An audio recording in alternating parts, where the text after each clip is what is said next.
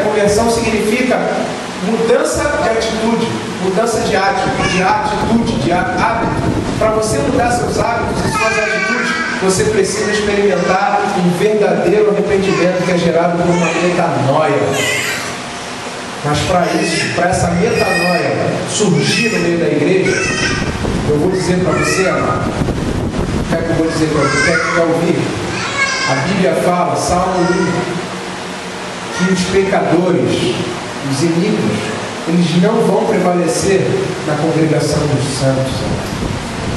A palha precisa queimar, meu amigo, e o que é ouro precisa permanecer. Mas para isso você precisa escolher, você precisa decidir não se assentar, não se deter nos caminhos dos pecadores, nem se assentar na roda dos escarnecedores. A juventude, vou esperar minha vida, eu estou muito jovem, preciso aproveitar. O que você quer aproveitar, amado? Nada mais, nada menos do que viver uma vida com suas próprias vontades. O velho Adão, o Adão falso. Porque o verdadeiro Adão chama-se Jesus Cristo. E enquanto nós não vivemos Jesus Cristo, o verdadeiro reino, o reino genuíno, que é a vida de organismo, vamos lidar com os músicos belos e maravilhosos, como eu já tive a oportunidade de conhecer alguns, de ministrar, mano, bêbado. Eu já lidei com caso. A gente lidar com jovem pra caramba. Eu já peguei jovem bolado tocando. Já que é bolado, a expressão bolada, pegou a expressão para quem não conhece, a expressão bolada é drogado. O cara estava bolado, drogado, tocando.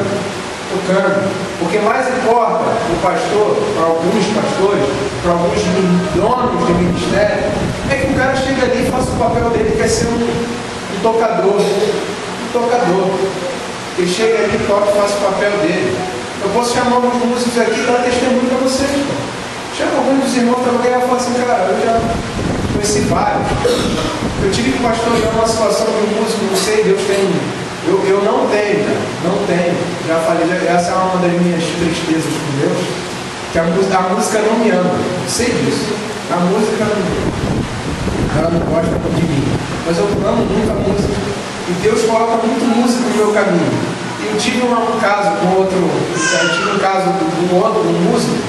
O camarada, ele quis me convencer que não tinha problema nenhum. Ele tocar na noite, ele ministrar. Minha profissão. Não sei se você viu o programa da Regina Casé, que tinha um cara tocando, cultuando a várias entidades do Candomblé, cultuando várias entidades do Candomblé. Quando vai perguntar o cara, Assembleia de Deus, desculpa, eu não quero falar sobre denominação, né? A minha intenção não é essa, tá? Nós nos relacionamos com pessoas, mas quando você vai ver o cara, não, sou da fulano de tal, sou vinculado a tal, cultuando. O problema da Assembleia, o problema é a situação do camarada que ele não é de lugar nenhum, não pertence a ninguém e muito menos é pastoreado por alguém. E aí daqui a pouco, para minha alegria, entra um vaguinho. Uma pessoa que eu conheço, assim, sei do caráter, um homem de Deus. Daqui a pouco entra ele, gritando, falando, mostrando, na verdade, saudando aquilo, mostrando aquilo que o discípulo de Jesus deveria fazer e deve fazer, ser sal e luz. Amado, não vou me estender, quero só lembrar alguns versículos do que de fato, porque não adianta a gente mostrar e destruir. Eu não quero destruir a ótica de igreja. O cara veio aqui e falou que não é igreja, sem também dizer o que é a verdadeira igreja. O que é o reino de Deus e o propósito eterno de Deus. Eu sei que é um assunto muito vasto. Para falar sobre o propósito eterno de Deus eu precisaria de algumas horas.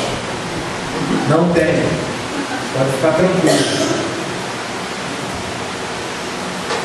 Os que andam comigo de perto tem que me aturar, não tem jeito. Fica 2, 3, 4. Aí, meu irmão. Não tem jeito. Mas ainda eu entendo isso, mas em breve nós não vamos ter mais o relógio do nosso inimigo. Ficaremos 24 horas compartilhando a presença do Senhor. Mas eu quero deixar aqui, dar uma última passada aqui, porque de fato é isso. Primeira coisa que eu quero falar, irmãos, que nosso chamado não é para construir ministérios. A palavra ministério significa serviço. Ministério nada mais é do que serviço. E nós não fomos criados para montar grandes ministérios específicos. Nós temos um serviço, um ministério que nós não podemos abrir mão. Que é um ministério baseado em mandamento. Contra mandamento não tem negócio, amado. Ou você cumpre ou você não cumpre. Um ministério que vocês, amados, que se reúnem aqui em Irajá, não podem abrir mão. Você pode abrir mão até dessa estrutura, meu irmão. Se o Senhor colocar no coração de vocês achar que você não deve mais estar na estrutura, ou em outra estrutura, ou em outro formato, você tem que estar livre, para estar livre para o Senhor. O ministério específico é como uma roupagem. Muda. E muitas pessoas mudam de igreja porque se muda o formato. Um dia eu encontrei com um jovem, cara, não, eu estou lá porque lá, eu sou surfista, eu gosto muito do surf. Eu gosto de tirar um rolézinho, dar um rolé, então eu estou lá na igreja do surfista. Legal, cara. Amém, glória a Deus. Mas a igreja do surfista, cara, eu sou meio radical. Não, a igreja que eu conheço, a igreja, os irmãos, e eu sei que o cara estava viajando, eu conheço de perto, os pastores da tal igreja do surfista. E sendo conhecedor, eu tive que perguntar, mas não é a igreja do surfista? A igreja do surfista. Falei, cara, pensei que a igreja fosse Jesus. Que a Bíblia fala que o cabeça da igreja é Jesus, ele é o dono. Ele, não, cara, não estou falando, não. Estou falando que eu quero que você saiba que o nosso chamado, o nosso dever não é procurar a melhor igreja. A igreja que se molde a nós.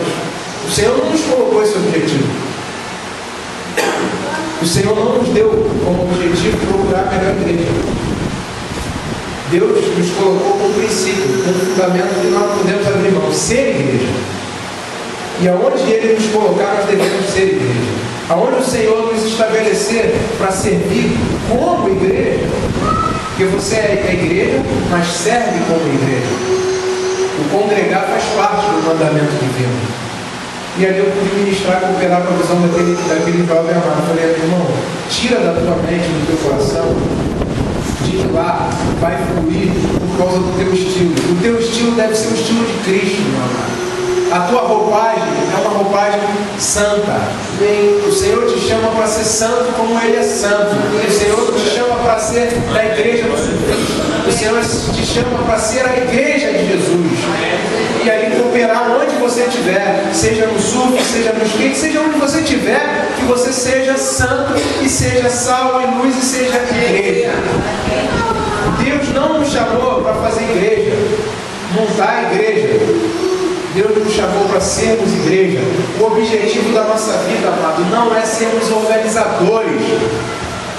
Uma vez uma irmã veio me chamar a atenção e com razão. Eu dei um cheque, um retiro, esqueceram de abater e tal. Eu falei, filha, me perdoe. Pô, mas vocês são muito falhos em organização. Pô, eu falei, filha, me perdoe, porque eu não sou organizador, realmente. Eu falhei. Eu responsabilizei, dei uma responsabilidade, mas naquela hora eu não podia falar, não, foi fulano. Eu falei, não, a responsabilidade é minha, eu estava pastoreando, eu estava organizando, conta. Então eu falei, filha, me perdoe, porque eu ainda não aprendi a ser administrador, organizador de eventos, eu nem quero. Não, mas eu entendo a excelência. Tudo que fizer, eu fazer com excelência, eu tenho tentado. Mas eu sou pastor. Não consigo organizar tão bem quanto você me ajuda. Se você quer servir, o teu talento, não sei se é o dom que o Senhor te deu, é a graça, pô, me ajuda. A irmã, pô, me perdoa, não era nem para estar murmurando, eu quero ajudar vocês. E ali quebrou tudo, e a irmã tem dom. Eu falei, filha, me ajuda. Porque se eu assobiar, chupacana, cruzar, cabecear, como que eu vou me programar? Como eu vou me preparar para o organismo, amado? Se até os apóstolos sentaram à mesa e falaram assim, irmão, é necessário que a gente separe alguns para servir a mesa. Nós temos que nos dedicar.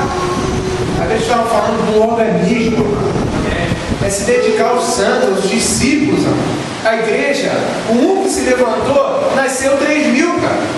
Imagina na tua primeira pregação você ganhar 3.000, batizar 3.000. Imagina, você ser levantar com o poder do Espírito Santo e batizar 3.000 pessoas. Como que aqueles homens iam continuar Eles perderam ali, ficaram pensando se de fato, e oraram, separaram para homens servissem à mesa. Sabe qual era o critério, amado? Que fossem cheios do Espírito Santo.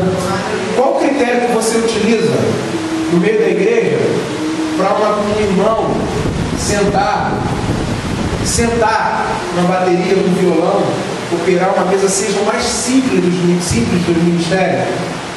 Exercer o papel do diácono, limpar, servir a mesa, uma aguinha que o pastor está precisando de ficar mais um pouquinho, se tiver para ganhar uma pedrinha, eu agradeço. Vou encerrar aqui, amado. Com vocês, eu queria chamar a Rafinha para ministrar uma canção comigo. Não comigo, eu vou cantar. Senão, eu não faria isso com vocês. Não seria tão péssimo. Não agora. Primeira direção. Mas eu quero lembrar dois textos para vocês. Para a gente, acredito eu, comunicar aquilo que o Senhor quer falar a vocês hoje.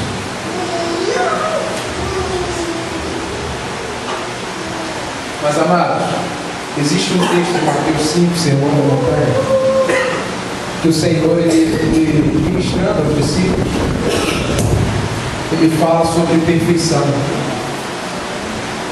E sempre foi um texto que sempre me impressionou muito. O Igor também pode pintar, já vem Rafael para vocês, só atenção no também. Eu queria encerrar essa minha parte aqui com vocês. Deixa eu estar aqui.